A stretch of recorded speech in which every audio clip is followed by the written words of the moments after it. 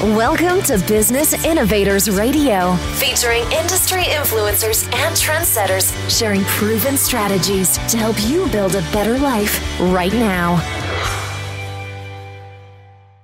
Hello and welcome to this episode of our show. This is your host, Keith Doherty. Today we have a very special guest with us. We have luxury realtor Shayla Twit of RE/MAX Alliance Group based out of Sarasota, Florida. Now, Shayla carries a long list of commendations, including numerous 5-star customer satisfaction awards. She achieved the RE/MAX 100% Club and Gold Club awards. She's also been featured on Top Agent Magazine in Florida, and she's been seen on Home and Castle TV, Channel 7's Out and About in Southwest Florida, and just recently she shot an episode on HGTV's Beachfront Bargainhunt on Siesta Key. She specializes in both luxury and waterfront properties, and on top of all that, she found time to not only speak to people in English, but she also speaks French and Turkish. Shayla, welcome to the show. Thank you. Now, Shayla, if we could start with, what led you into real estate? Was it something that you always knew you wanted to do, or did you maybe kind of just, fall into it? It's not something I always dreamt of doing, but I moved to Sarasota, and everywhere we went, people were talking about real estate. And the more I thought about it, the more I thought, I want to be my own boss. I want to be able to have unlimited income, hours, et cetera, and have my own schedule and all that kind of stuff. And I just felt that I would enjoy it, which I think is really important. Enjoy it and do well at it. And I love the business, and it's been 15 years strong. So that's pretty much how I landed into it, and there's been a lot of ups and downs, but I'm glad that I ended up in this business. Yeah, I think it's important to be able to wake up every day with that passion and know that you're doing something that you enjoy, as well as you'll be able to help other people. So I think that makes a big difference in being able to get up every day and be excited about, doing what you do. Life is way too short, so I think that's key, and it does show. Anybody you do business with, I think you can tell if they enjoy it, and if you enjoy it, the money comes, I think. I've taught that as well, so. Yeah, absolutely. So what personal attributes or traits or qualities do you think have most contributed to your success, and maybe how did you develop these further? I grew up in the Midwest, and I was always taught from a very young age to, work for what you want, go after it. Nobody's going to give you anything in life.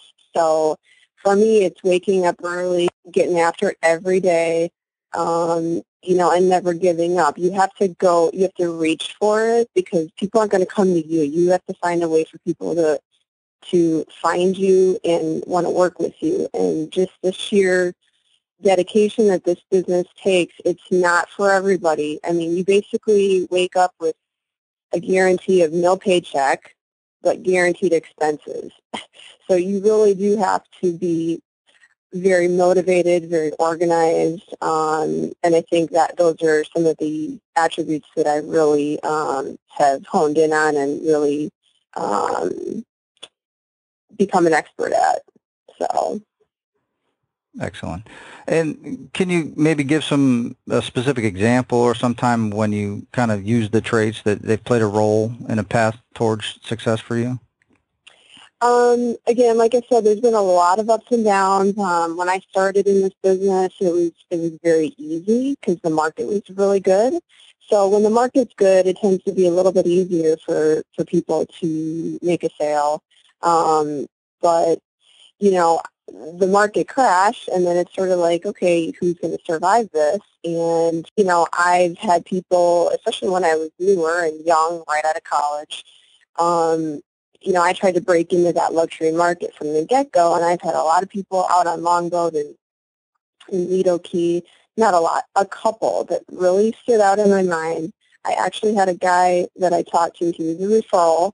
I wanted to get some more contacts out on the island, and he really talked down to me, and it was really kind of one of those moments that you just reflect on and remember. And he just said that, you know what, it's going to take a long time for you to break into this market. These people have been around a long time. You can't just walk in here and sell these people. So it was such a memorable conversation that I remember it 15 years later, and it drives me to succeed, wake up every morning, and prove that person wrong, not just for him, but for myself. So that was a kind of a breaking moment for me in the business, for sure. Yeah, absolutely. To have that desire to, like you said, not only prove him wrong because he basically told you, you know, it's going to be a hard task, but for your own self, so your own development, your own growth, to be able to stay the course and focus on the end goal. So Right. you've kind of mentioned a little bit, you know, obviously that not everything's been perfect, not everything's been a rose garden per se, but what were some of the major adversities and trials that you had to overcome to kind of achieve your success?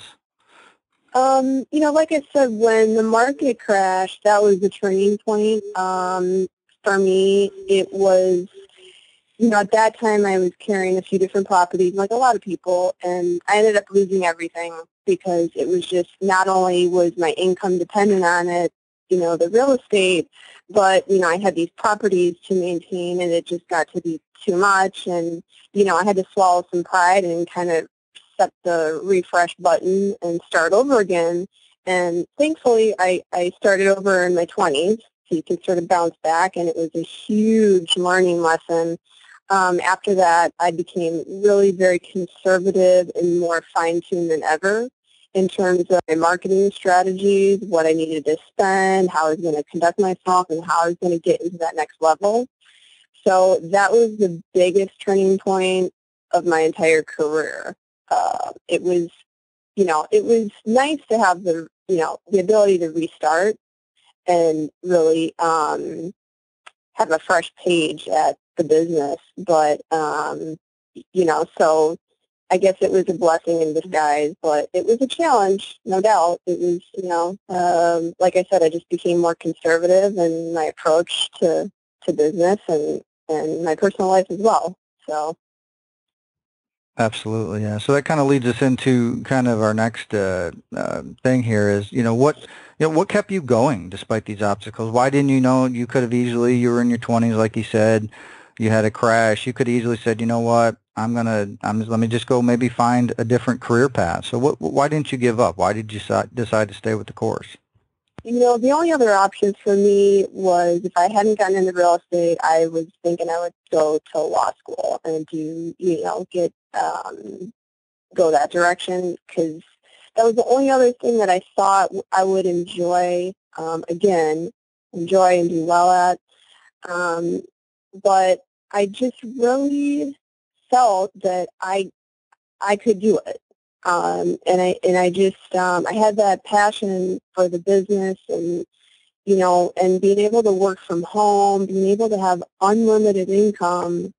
I just felt in my heart that I could do it, and it was a long road after that, but, you know, eventually I did break through. But again, and I actually had family members who always supported me, even questioned a couple times, like, are you sure you're in the right business? And I never wavered once. I never questioned that this is what I wanted to do for my career. So thankfully, the last several years have been very good to me, and, you know, I've proven to myself that, you know, it could work. So. Yeah, I think that really makes you stand out, and looking at other, you know, business people, and as well as, you know, how I conduct things, to have that focus on the specific task, whether it, you know, be the career or something you're trying to implement, to maintain that focus no matter what kind of comes around you, I think is really key to being able to achieve, you know, the level of success that you have. So that's great. You know, I look at some of these realtors out there who've sold, you know, multi-millions each year, and I figured, you know, if this person can do it, I sure as heck can. And, you know, that's been a cool component as far as, like, having, you know, sort of mentors in the business to look up to and say, okay, this guy's doing this, or this person, and, you know, I feel like I can get to that level too. So, like, you have all these people that have been in the business maybe twice as long as me, but I'm thinking, you know, I'm rubbing elbows with them now, and we're doing deals together, and So it's a really good feeling to have that, finally getting to that point where I've always wanted to be. And there's always room for growth. There's always room for learning. I'm learning every day, every transaction. I'm learning from my peers and everyone around me. So every day is a new development, it seems like. Yeah, absolutely. So that kind of leads us into, what do you mentioned always continuing to grow and things like that. So what is your vision? Where do you see kind of your career and your business going in, say, the next 5 years? Oh, that's a good question. I think that ideally I'd like to be just selling on the island. I love the island. And it helps me help the client even more because I know that area inside and out. I think when you're a little scattered in terms of area, it doesn't help the client as much. But that would be my goal, to focus most of my business out there. But I get a lot of people that want, as far as repeat and referral, that kind of want to be everywhere. So I try to continue to help those people. It's always a compliment to get referrals, but outside of that, focusing on just the island, I think having probably a full-time assistant. I have currently just sort of like a part-time helper that kind of helps me run around and do things that just I don't have time to do, but maybe someone full-time to assist in some of the marketing aspects and some of the more mundane components of the business. And probably just to keep my team small and tight, not to grow too big, because I feel like, I always want to maintain a quality team. I currently have 2 buyer's agents that I consistently feed, leads to, and we work together on, and I don't think bigger is always better. So I think I just want to fine-tune, more of my marketing, maybe expand that a little bit, and like I said, maybe get a little bit more help consistently with, some type of assistant, probably. Okay, great. So you kind of mentioned a little bit here about, the growth and the marketing and stuff. So, what do you feel is the best way that you actually market yourself as a real estate professional so that you're always continually growing? Well, I do spend a lot online. I've got different ads going consistently every month, well, every day, but I mean on mine, that I spend a significant amount of money on, and for me anyway. So that's one avenue, but really I do get a lot of repeat and referral clients. So it's kind of to the point, because I've been selling so long now, or long for me, I guess, but so where the phone rings, I get referrals from the RE/MAX network has been great, and working with RE/MAX, everybody knows the name. And so a lot of agents who don't even know me from out of state or out of the area, whatever, they reach out to me, and we've got that going for us, and that's been wonderful. And, like I said, my clients themselves, they are the best source of referrals as well. And they know, because they've worked with me. They were happy. Obviously, they're referring. So, I've always been of the mindset that I'd rather keep the client and lose the deal, because, it's just a deal. And if it's not for their best interest and they're not happy, they're going to tell people that they're not happy. So I'd rather keep them happy, do the right thing always, and it'll always come back to you tenfold. So that's been my experience. Yeah, absolutely. I think that's one of the mantras in a lot of businesses. If they adapted that, they do a lot better. Treat others like you'd like to be treated, basically, and you're going to be able to have success. So, what would you say is the biggest misconception, or maybe the myth that people have about working with a real estate agent? One that stands out a lot, that I get a lot from people just in general, that you make so much money in this business, but people don't see the back end side of things, the money we spend, the hours we spend, the failures we've overcome, the deals that have died, that we have to resuscitate, so to speak.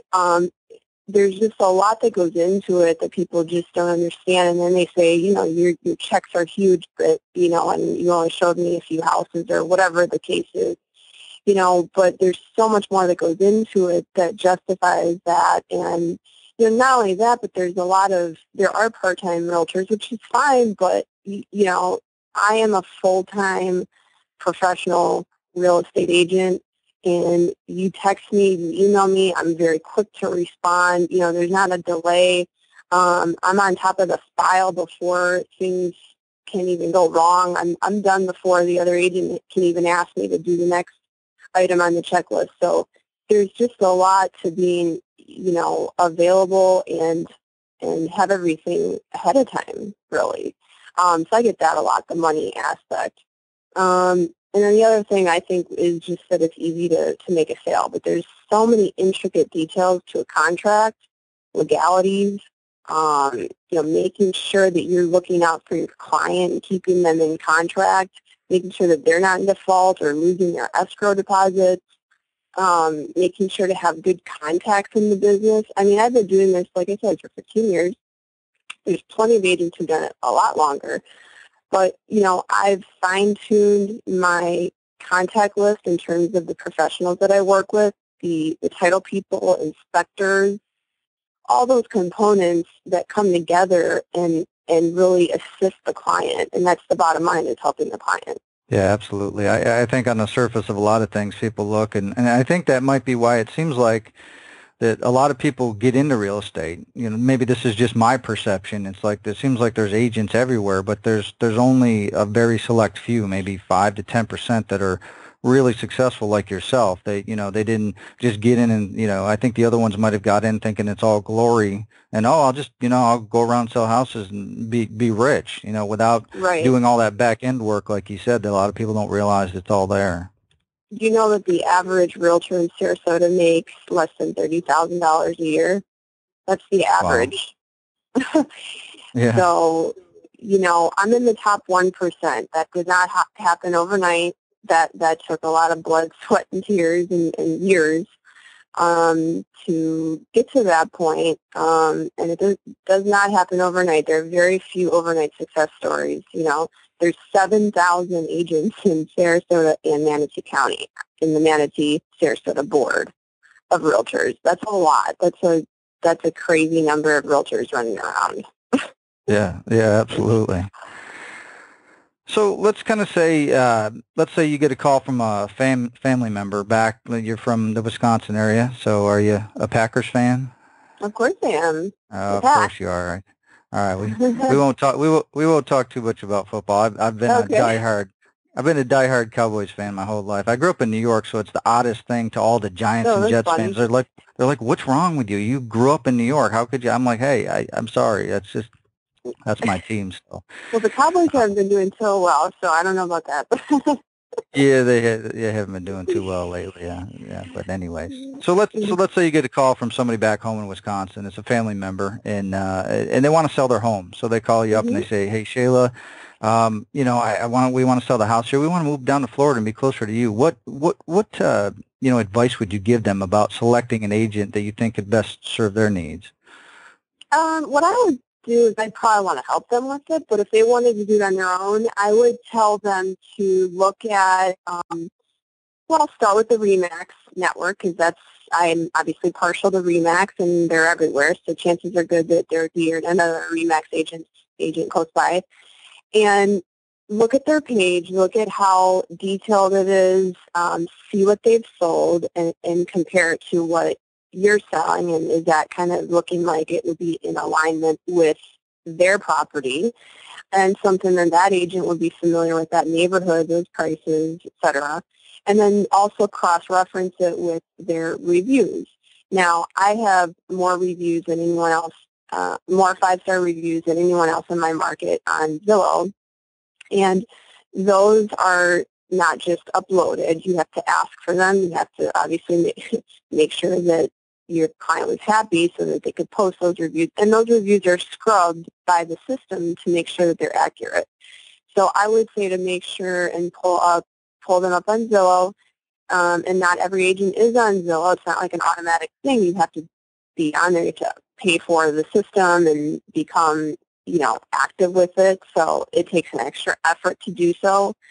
So an agent that's on there that has reviews, not only reviews but positive ones, is really important. I can't tell you how many clients have called me and said, hey, we read through your reviews, maybe not all 85 of them, but, I read through your reviews and we don't know you, but it seems like you would be a good fit, and, that's how they kind of start the conversation. And that's pretty much it. And, obviously if it's a family member, I'd be happy to do some more digging, but I think that's a great place to start for anybody, especially anyone that I care about.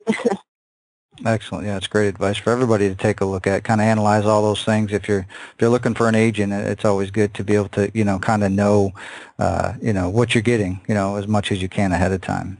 Absolutely. Yeah. Or a referral. I mean, obviously a hand, referral from somebody that is also an option, but being able to see that an agent is very active online and, being able to do a little bit of background checking.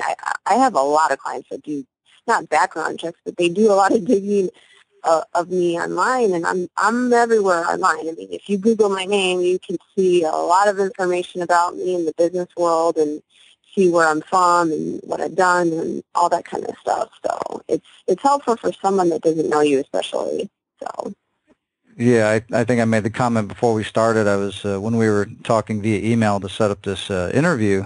Your signature line is like 15 long with all the TV and the magazines and your websites and all your social media. So you're definitely everywhere, so people can find you and they can see everything that you have to offer them. So I think that's great. So that kind of leads us to, obviously there's all these different areas. Let's say someone needs help and they want to, to find out more about you. Where can they go to find more about Shayla Twit? What's the easiest way? Obviously, you said they can Google your name, but do you have a main website or somewhere to direct people?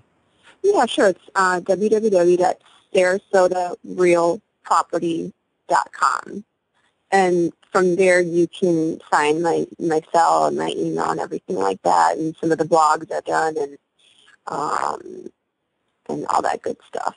All right, excellent. Well, Shayla, I just want to thank you for taking time. I know you're busy. You're making a lot of great things happen over there in the Sarasota area, and I want to thank you again for taking time out of your schedule to share with our listeners a little more about you and the different things that people can look for. And I want to thank you for coming on here today. Well, thank you. I really appreciate it very much. All right, everybody. If you get a chance, obviously you can Google Shayla Twit. It's SHAYLA TWIT. If you Google her, I just did it here while we're having this conversation, and like she said, it's all about her, and that's great. It's the easiest way to find her. She has her site, she has Remax, all that stuff. So definitely reach out if you're looking for a top agent in that area. She looks like she can definitely help you out. So thank you guys all again for listening. We'll talk to you guys all soon. Have a great day. Thanks for listening to Business Innovators Radio. To hear all episodes featuring leading industry influencers and trendsetters, visit us online at businessinnovatorsradio.com today.